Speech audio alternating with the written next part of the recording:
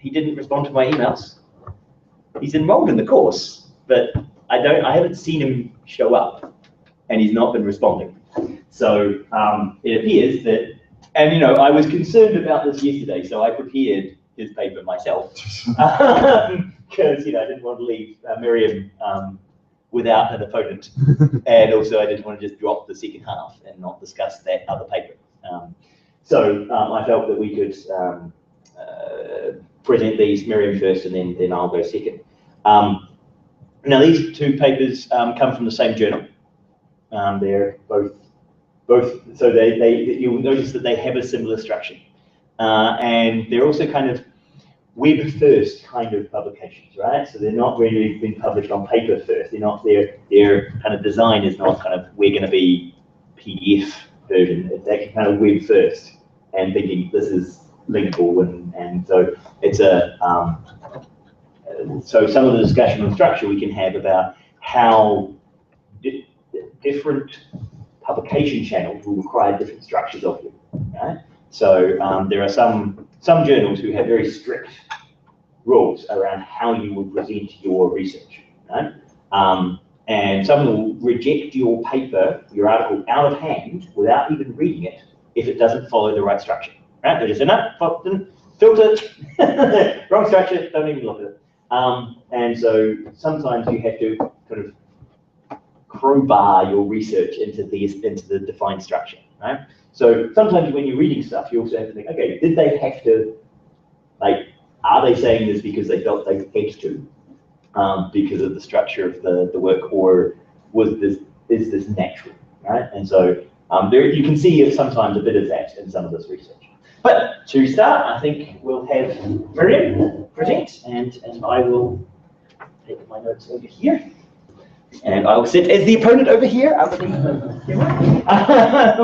So we don't have, because if Miriam presents from here and then I'm the opponent here, we have this discussion and exclude them. So strategically sitting over here tries to involve the rest of you more in the discussion. Okay, so present, Miriam. I'm going to try my best to present this paper to you. And the focus of this paper is, like, they place it into mental health condition. That's their problem area. And they look at depression. And then what they argue for is that they want early intervention. But there's a bunch of people with mild depression who is just like waiting, or aren't treated, or aren't seeking treatment. And so they want that reach. So it's like they want to broaden the base. So they aren't targeting those who are heavily depressed. And then they say, in order to broaden this, reach, and to reach those with mild depression, computerized health games are promising. So that's the area. And they refer to some articles that proven computerized therapy to be effective for youth. And they target the youth groups like 12 to 19 years. That's their target group in this study.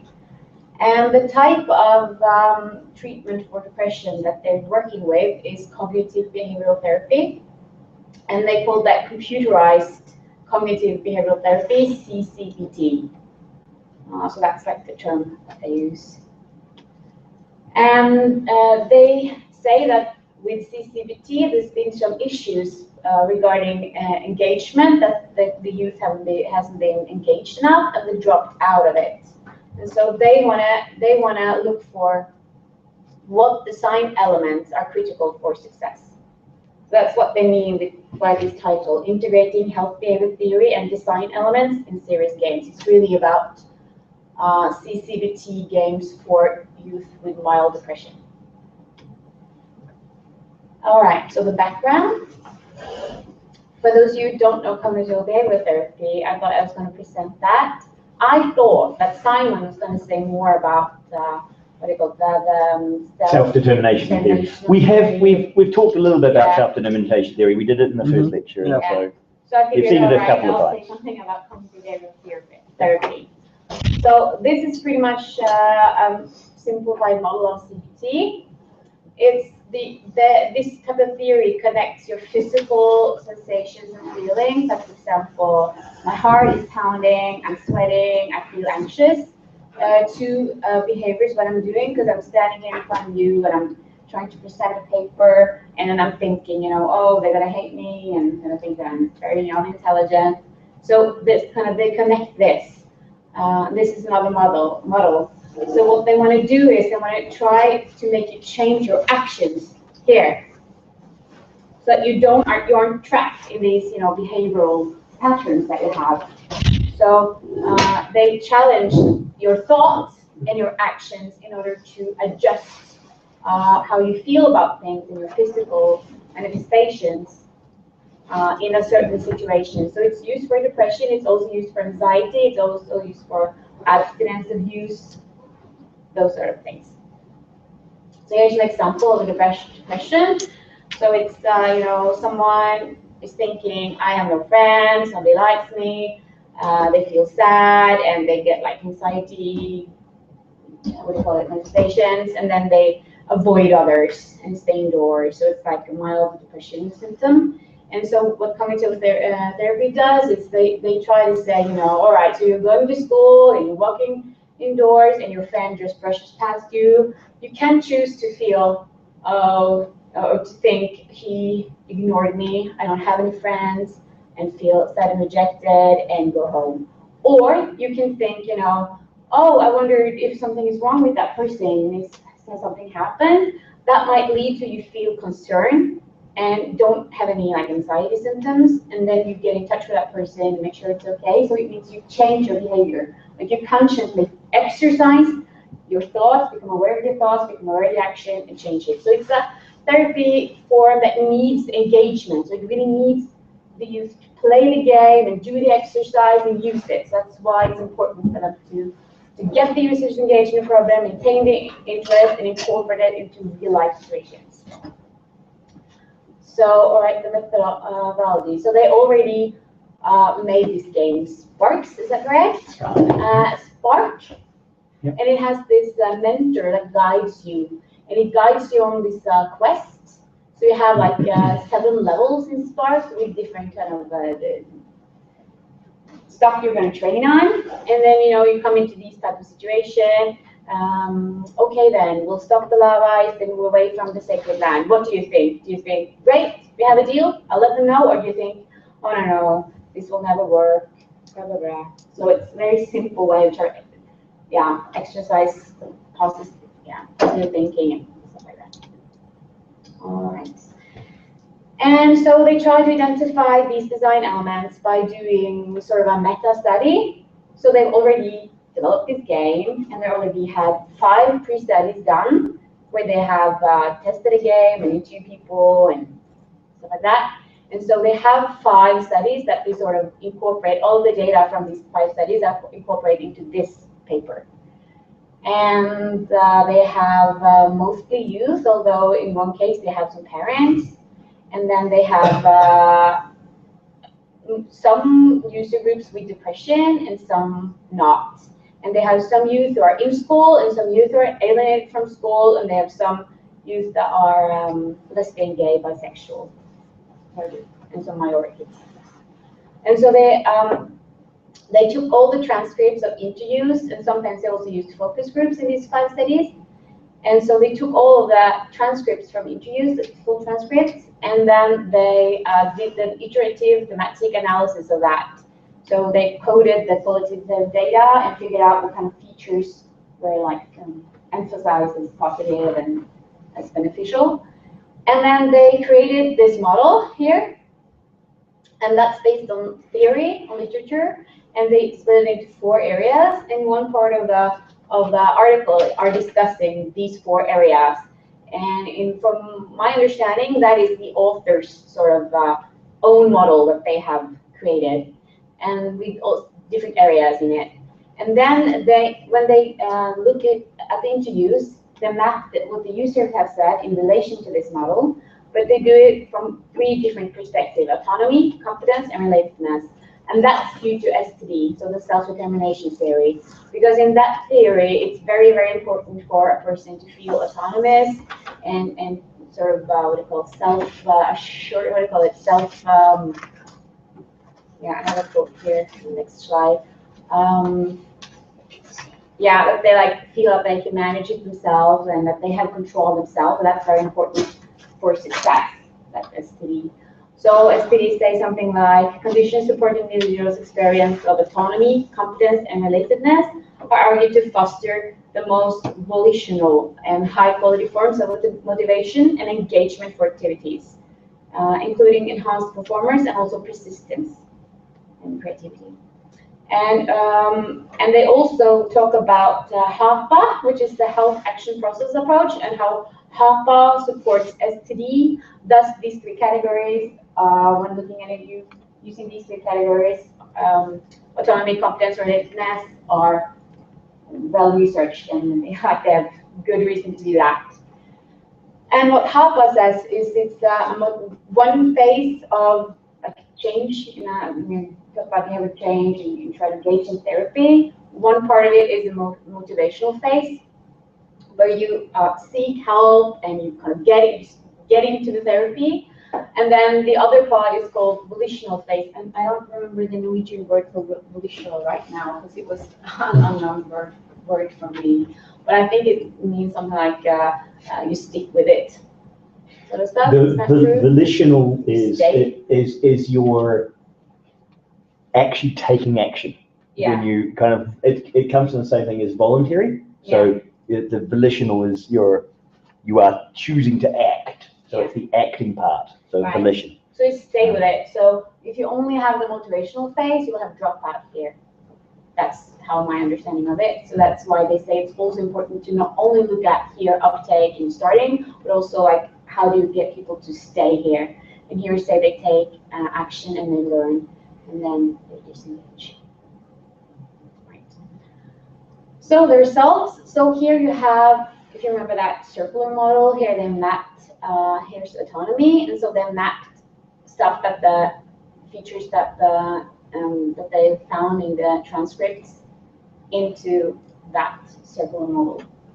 Here they mapped features of autonomy, and then they mapped features for competence, and then they mapped relatedness.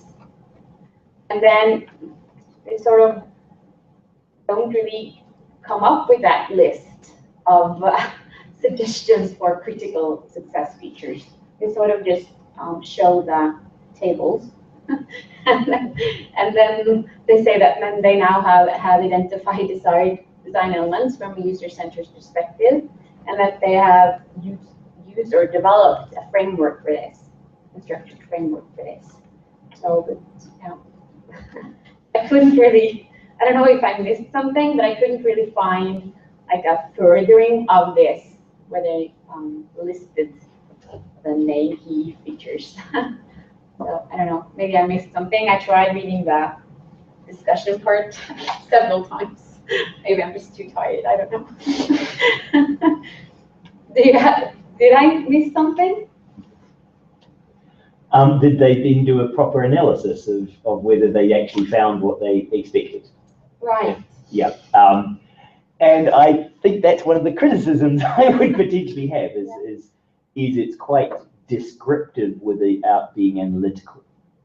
So they could kind of describe what came out of all of what happened in those interviews, but they then didn't actually critically evaluate, did the theory really match with what people said?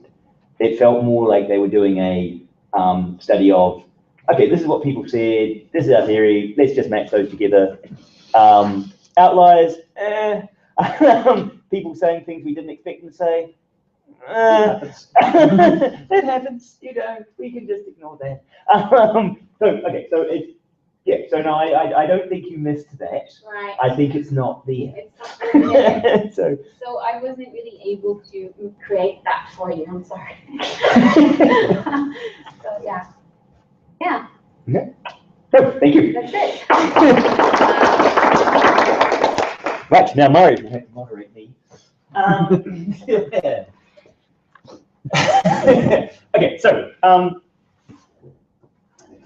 this is obviously a follow-up paper to try and summarize a group of individual pieces of research, right? So, and they say this in the beginning.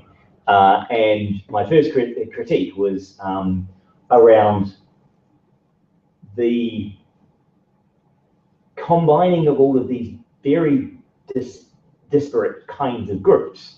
That what do they expect to learn from just that kind of random collection of mushing everything together? What do they actually learn from doing that? So, from the positive side, what do you think you learned from mushing it all together, Maria? All right, just easier for you negative.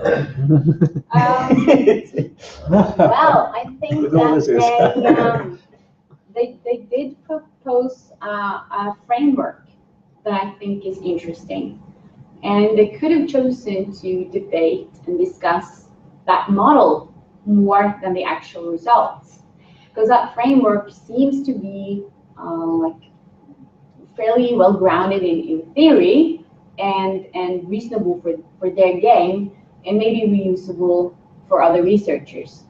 So on impact, I noticed that the proposing that new framework for understanding and interpreting feedback from users on their preferences might be needed, because they say that that's like a problem, like that the researchers, they don't really know how to then merge the feedback from the user into their own models and design models for the game. So that could bridge that gap.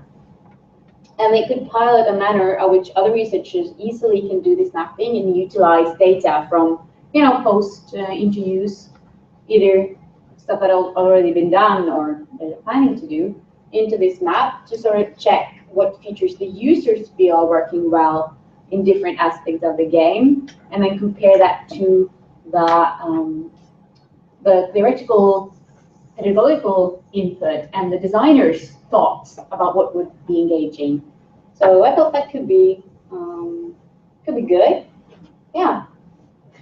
So one of the things that they talk about is the independence of the coding of the interviews, right? So just you understand that that you have, when you take down a lot of text, to turn that into data to turn that data into information, right? You have to go from a phase where it's just random scribbles of words and sentences to actually encode that in a way that you can then analyze. And so they do this whole, the person who was doing the encoding was independent, wasn't one of the original authors of the software. That's a strength. Well, now you're stealing my points.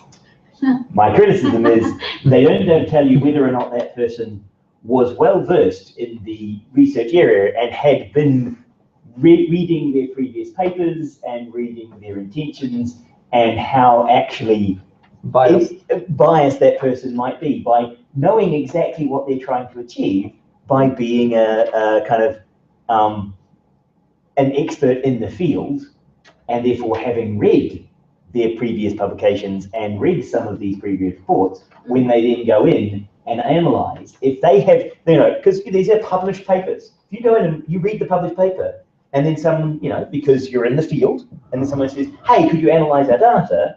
When you go and start analyzing the original interviews, you've already read their previous publication.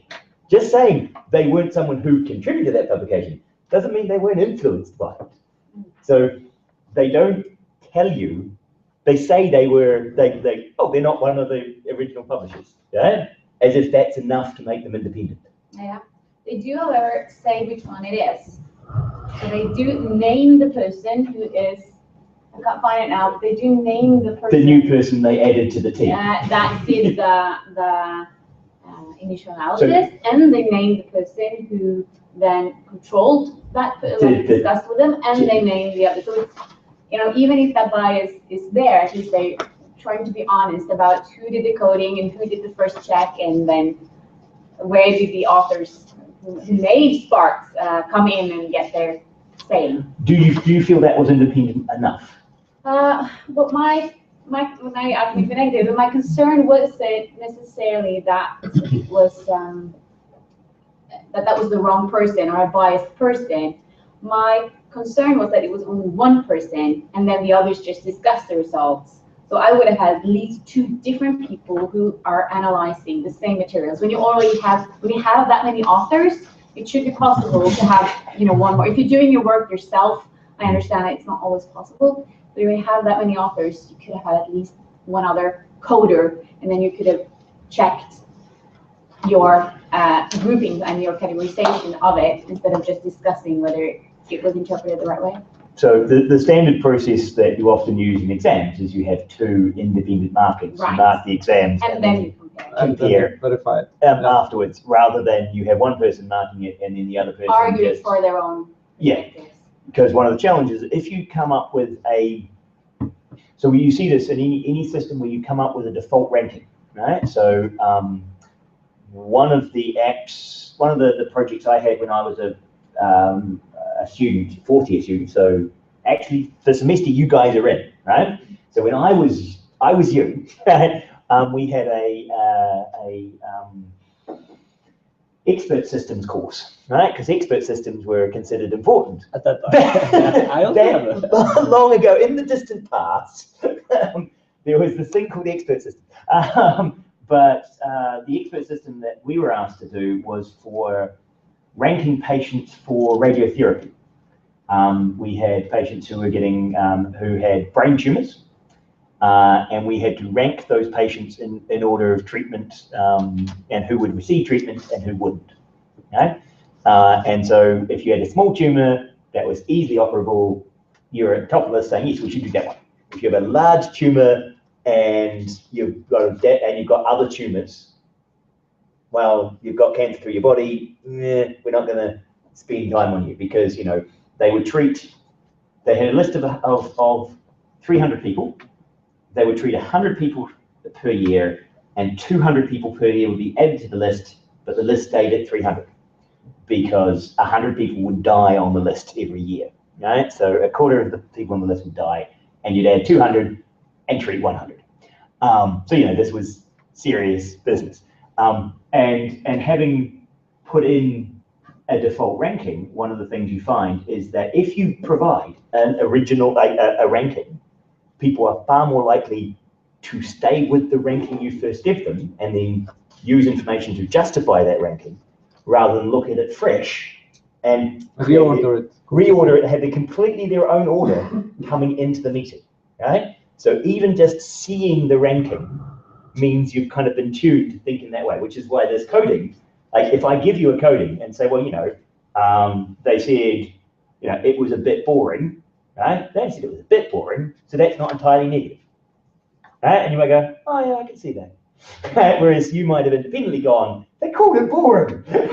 so yeah, just if someone hints at you how to interpret something, it's really hard to keep that independent, right? So that's a challenge of having someone just review a thing rather than independently mark it. Yeah, one comment to that. I was talking with Simon about the super forecasters, the people who can predict events in kind of better than others into the future. And one of the traits they were different from other people is that they actually were very careful about timing themselves.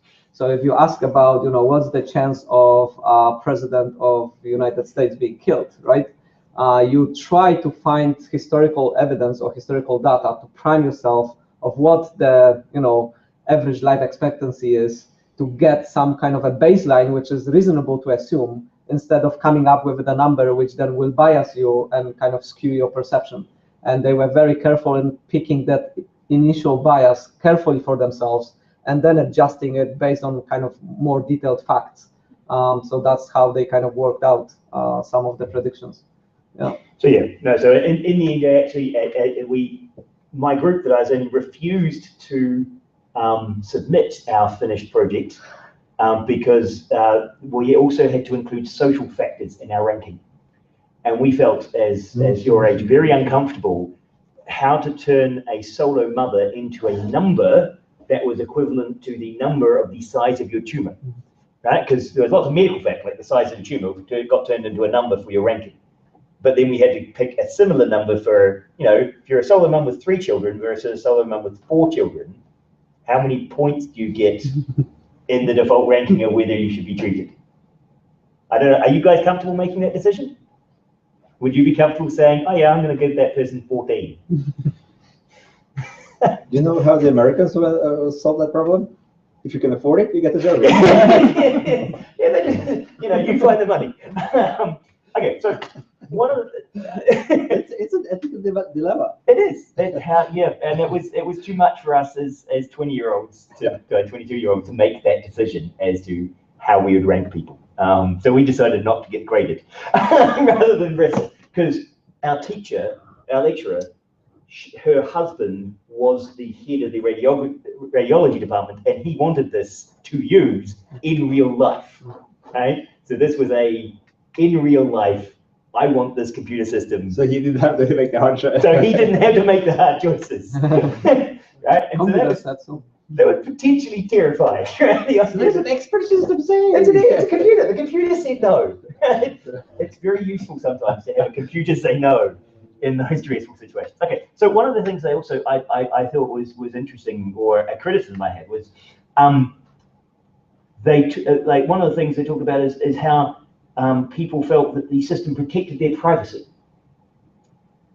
Right? That was one of the, and I'm thinking, how did the user know if the system protected their privacy in any way at all? Well, I mean, in compared to a clinical intervention, you wouldn't get so personal. So it would protect your privacy in that sense. That's how I interpreted it. That for some kids, it's hard to sit there and talk about stuff that, you know, that they're depressed and they don't have friends, nobody likes them. You don't want to talk about those things with anyone, you know, including a therapist. Versus in this game, you can sort of get some help and some tools and exercise stuff without having to pour your heart out to anyone. So protecting privacy. And these are minors, you know, the 12 and 13-year-olds. Probably then you kept worried about your parents and you don't want to confess to how shitty you're feeling. and so I think in that sense, I think that's what they were talking about. Perception. So it seems like some of the comments here says that for the first phase in that HABA model, so that motivational phase was good. So that the authors are correct when they say that these type of games have a potential to reach that base of youth who are struggling and who don't want to have to seek some counsel. They just want something like a little band-aid to make life feel slightly better. So yeah. Can we open it up to the audience? Do we have comments? There are a couple of questions on GoRap. I will go where if I got it. There it is. And some of that is excellent. There's 3 now. That's good.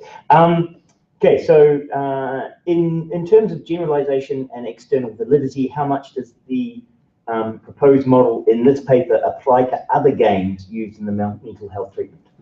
So, what do we think about? So you guys, as an audience, do you think this is extendable beyond their own game that they made? Do you have any impression on it? Well, I think it is. I mean, I think if the authors are correct and you really don't have that kind of models, you don't have any way at all to systemize user input, then it could be a good idea because you have qualitative feedback and it's hard to know how to group it and stuff. And so you can map it into this model and then you could like look at it quickly and then you will be aided in your qualitative interpretation of what kind of input are really given. So my critical side is saying one of the problems I see with it is that, and unfortunately I've got additional information here. I've followed this project for a while because, as you might have told, it's a New Zealand project, right? So I actually know the woman who's the developer and the game developer side of this, and I met her before I met the academics.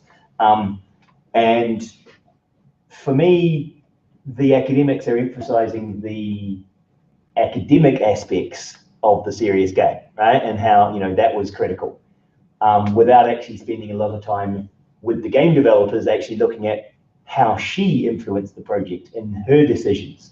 And as a game developer, what was critical for her. And so my feeling is that, you could repeat all of this academic theory in a serious game and a health game, and still end up with a terribly shitty game that had negative effects even though you're following all the theory, because the game designer that you get to do it doesn't understand what you're trying to achieve, right? So for me, there hasn't been a balance in this paper of a discussion around how important the game designer was rather than how important their theory was. I also think that it feels to me, also again with previous experience, the health action plan, health HAPA, what was the other, health action planning something, the Harper model, that was the one they had. The self-determination theory came in later, and they then just kind of like tacked it on. Well, yeah, they fit well, we just tack it on now, and you know, yay, we could read. And so it feels more post hoc, right? That they did all this stuff, and then they went, oh yeah, hey, we did do all of that self-determination theory stuff, right? It fits. It fits by accident. It wasn't that they started with it and planned it to be self-determination theory compatible from the beginning. But now we're discussing two different things because, okay, so now I sort of understand the authors more actually. So then you could view that sort of circular model as they have theoretically identified key successful features and use this model when you develop a game. And in that respect, I would say that the model probably wouldn't be very useful.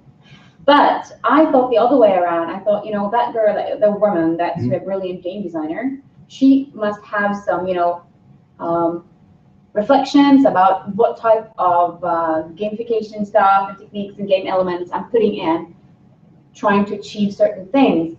And using this model, she could then map out the user comments into that to sort of see if do they notice the features? Like, are they using features and I can accomplish what I intended without them even knowing? Or do they notice and are happy about it? Or are they noticing it and doesn't like it? Or are they emphasizing other things that she could get sort of, I mean, the user isn't always right in this respect because you don't necessarily want them to have the maximum amount of fun. So you want them to have engagement and you want them to work hard. Work hard. Work on themselves, yeah. Yeah. So That's hard work. Like a framework for how to then code the quality data that you get from interviews and then compare it to your own thoughts, what you thought you would find, or what has made a game really successful.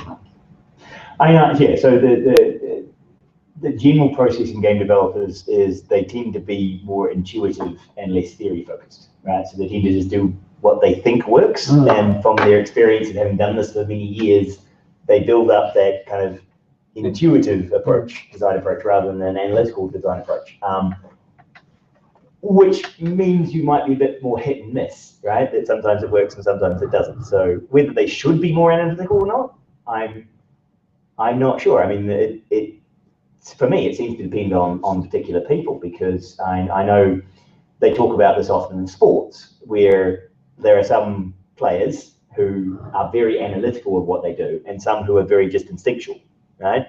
And they talk about overthinking things, right? There are certainly in cricket, they talk about, you know, if you get, and golf, for example, they talk about getting the yips, right? Where as a golf player, instead of just doing your natural swing, you're thinking too hard about it, and you keep screwing it up because you're over analyzing what you do, and that gets in the way of your normal performance. So I don't know where game design fits, right? Is it like studying for a research article and writing a research article, or is it more like game design, more of a kind of, you know, intuitive artistic form where analysis might get in the way of your artistic kind of endeavor? So I don't know.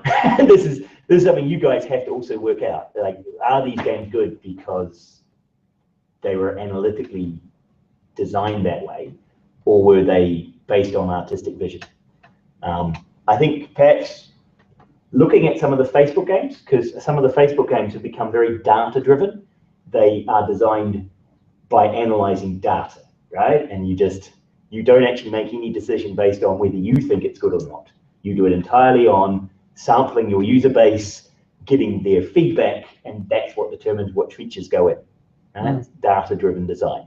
And it's a whole different field, and I know there are a bunch of game designers who have left companies who move in that direction, right? Because they feel that there's no place for them, right? There's no artistic vision in what they're doing. It's all just number crunching. And it's just, I'm just churning the handle and I put some stuff in front of people and, what numbers come out, that determines whether it's good or not. Okay, so the next question, does Sparks only work for residents of New Zealand since it was only available for them? They did do it with the Australians as well. So in the study they talk about Australia, and I know that having talked to the game developers, I know they're working on a Dutch and Japanese version of this, right? So they were internationalizing it. You are, however, correct in so the image you put up of the mentor, the developer is actually a Maori woman, right? So she also has a traditional Maori approach, and a lot of the fantasy mythology does link to Maori culture, right? It utilizes some of that symbolism and background. So being in New Zealand, it would be more familiar just from kind of osmosis. Also, you noticed in there that they did do talk about Maori youth, right? Yeah. So Miriam said, why did they use this special thing on Maori? It was really hard to, when you're doing a meta-analysis, meta-study, I would expect to be crystal clear about what kind of data you're using in that study. And the table, they're based on 5 studies, which is reference, that's good. But in that table 1, when they say what type of users they have, it isn't really clear. It isn't mapped in what users belong to what studies.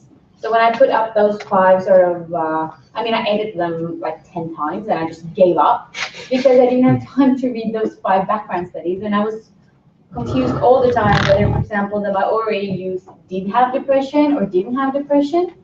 It isn't clear. So I think that it looks like a student paper where a student had gotten access to previous transcripts and analyzed it, and the conclusions are vague of so yeah. So it isn't only available to New Zealanders. Whether it only works for New Zealanders, that's a different question, right?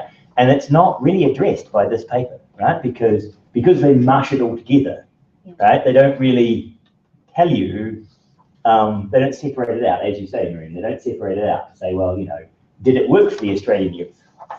Right? So in the Australian youth, they say yes, it worked for Australian youth as well. But in this paper, they don't actually explicitly carve up their data to say, did we find significant differences in the motivation theories in the different groups? Right? Yeah. Are Maori youth differently motivated than Australian youth? Right? Mm-hmm. There is a presumption here that we are all motivated by exactly the same things, and I'm not sure that presumption is correct. Right? Yep. Certainly, if you move to other cultures, I think the expression of autonomy and the expression of confidence and relatedness are different in other cultures. Right? They may still be those 3 things, but how you express them and how you code those might be quite different. I know we had a discussion with Chinese friends and Asian friends, some of this discussion around the relatedness, right? How things relate to other people and where you place autonomy, your own decision making in relationship, and your own power and control over things in relation to the community's importance and role and how important that is. Massively different. And even just the kind of concept of what relatedness is, community is, right? Rachel says that I'm quite clannish in my approach to this, right? My clan, my people are my people. With you, whatever. Right? I don't care about my relatedness to people I don't care about, right? Whereas in some cultures, no, your community, you care about what everyone in your community thinks, right? So if someone in your community is upset with you, that's a bad thing, right? Whereas in my model, or in the way I think, I don't want assholes to like me, right? Because they're assholes, right? And so if someone's an asshole, then people they like are probably also assholes, which means if they don't like me, it's probably because I'm not an asshole. So in fact, if an asshole likes me, that's a problem, right? You would go like, he didn't bother to say hello. He's an asshole. That's cool. I'm glad he didn't say hello because I don't want people like that to say hello to me. So it creates a quite consistent, which means nobody can. It's very robust. Good for your health. Right, it's good for your mental health because if someone insults you, it's because they're a bad person and you wouldn't want them to insult you. Right? So you don't have to feel bad when someone who is an asshole insults you because they're an asshole, and of course they should insult you, right? Which is the only, in an unjust society, the only place for a just person is in prison, right? There's that kind of quote, right? It's the idea is, if people who are being bad don't like you, that's probably a good thing, right? So which is kind of a very interesting, different approach to what you mean by relatedness. Right? So when we talk about how do you analyze people's comments, if you have someone who's in that situation, how will their relatedness map to other cultures' relatedness? Right? So I think that's a challenge here, where they just roll over culture as if it's all the same, and then just kind of. It's both cultures and personality traits too, right? Yep. So you can have variability within a single culture too. Yeah. Oh, I know. Yeah, so I'm certainly not claiming all New Zealanders like me, right? I have, and actually, when I told my father about this, when he asked me how I dealt with being bullied at school, he said, "Yeah, I probably can't teach that to kids." He wasn't sure that he could actually advise that as a strategy, that they should want to be disliked by bullies. And, that might be although emotionally robust and consistent philosophical approach, it does mean you risk choosing to be alienated by people, which might not be healthy. And the problem escalates a little bit. Yeah, it may lead to problem escalation rather than moving out. So, what surprised me wasn't the lack of culture discussion. What surprised me was the lack of age discussion. So I would have assumed that they would have split the sample into two subgroups and looked at whether there were differences. For example, if you are 16 and above, how do you think about the game then compared to 13 to 15? Because they did have the thing, like some of the participants were saying it was patronizing because the language was patronizing. Yeah. But if I talk to an 18 or 19-year-old in the way I talk to a 12-year-old, it is patronizing. you will find it patronizing if I start using exactly the same language with those two groups. So I also think there is a challenge there of matching age groups together and cultures. So I think that was, it's okay, you match the groups together because you want your N to be large, but the N is large enough. Don't they have like 140, 150 participants combined? They could split it into two groups at least. And also they didn't look at the difference between the data coming from interviews and from focus groups. And when you're discussing these games in a focus group, like if we were discussing how we all got depression, and discussing this game, or we're all gay or something, that might impact what you say. So I think that was odd that they didn't have that perspective. So any last comments from the audience? Bruno, do you? No? Okay, we covered most of your... I think so. Okay, good. Okay, we'll take a 15-minute break, and then after the 15-minute break, I'll be back and present the shorter of the two papers. All right.